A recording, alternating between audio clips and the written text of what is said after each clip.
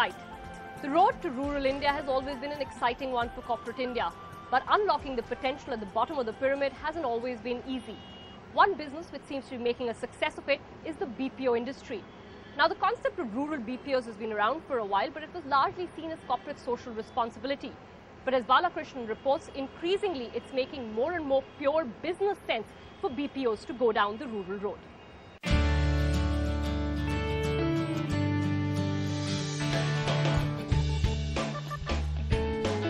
The early BPO revolution threw up new opportunities for India's urban Y generation.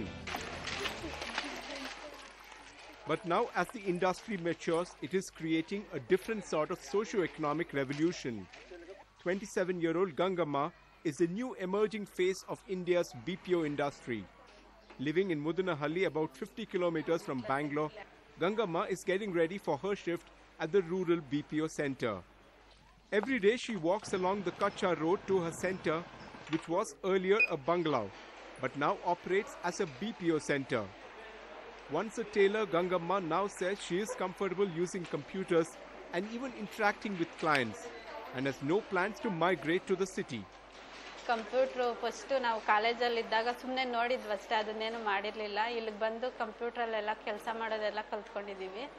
ಇಲ್ಲಿ ಕೆಲಸಕ್ಕೆ ಬಂದಾಗಿಂದ English ಸ್ವಲ್ಪ improve ಆಗಿದ್ದೀವಿ.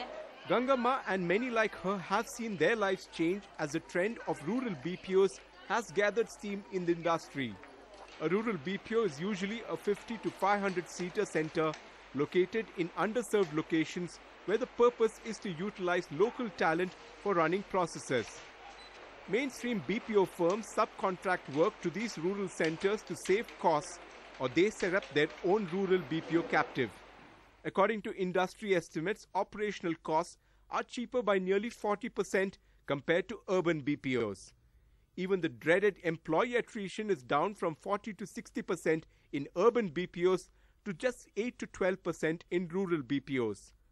Companies also see huge cost savings on training, compensation, logistics and infrastructure.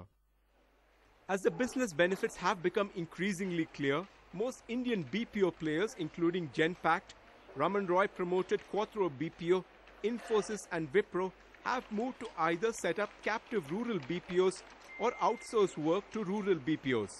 Rita Soni of the NASCOM Foundation says rural BPOs are now more a business need than just CSR.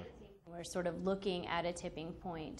Pretty much every single one of the big players is talking about rural BPO, not solely from a corporate social responsibility perspective or a way of impacting society, but also from a business perspective of, one, having partners in the outsourcing work, but also in lowering some of their costs. We find that rural BPOs in particular are anywhere from 40 to 50% less expensive. While the market addressed by rural BPOs has been small so far, the potential seems large. According to industry estimates, India's domestic BPO market was $1.4 billion in 2011. But only $5 to $7 million of this market was addressed through rural BPOs. But estimates suggest that if developed, the potential market for rural BPOs could reach $7.6 billion by 2017. The employment generating potential of rural BPOs could also be significant. There are currently between 6,000 and 8,000 people working in India's 60 to 90 rural BPOs. NASCOM estimates that by 2017, this could scale up to 70,000 to 80,000 employees. While some concerns have been raised about the lack of skilled workers, Sanjeev Bhatia of Wipro BPO says finding the right skill sets are not a concern, and rural BPOs have moved beyond doing basic data entry work. I don't think so any low-end value work is happening from these locations. We are doing our international work. So for a change where people used to come to work, we have gone to a location where work has gone to people. So there are people available in some parts of India, or largely everywhere, where people can't move to metro, but they have the required skill set. The spillover of benefits of rural BPOs on the broader economy could also be significant. Salaries paid out at rural BPOs range between 4,000 and 6,000 rupees per month, offering employees a sustainable livelihood in areas where jobs are otherwise tough to come by. There are also socio-economic benefits that could accrue. with most rural BPOs claiming to have 60% women employees and in some cases even 100% women employees.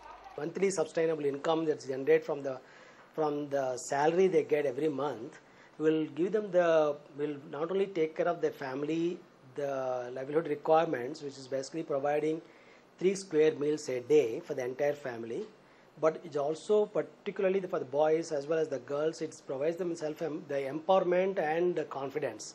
Even state governments are waking up to the socio-economic and business potential of rural BPOs, and state initiatives have picked up in recent days. If state governments can actually help in reducing the cost by helping with the setup of some of these centers, or giving some incentives for each job that is being created, definitely it can help a lot. Still considered by many as the back office of the world, the Indian BPO industry needs to leverage successful rural BPO models and look to implement it across India. But it will need to ensure that these rural BPOs move up the value chain and don't remain merely low-cost centers. In Bangalore, Balakrishnan, NDTV, Profit. India's #1 news app just got even better. Download NDTV's new app. Fully optimized for retina display. Full screen view. Faster response time. And Sudoku. NDTV's new iPad app. Download now.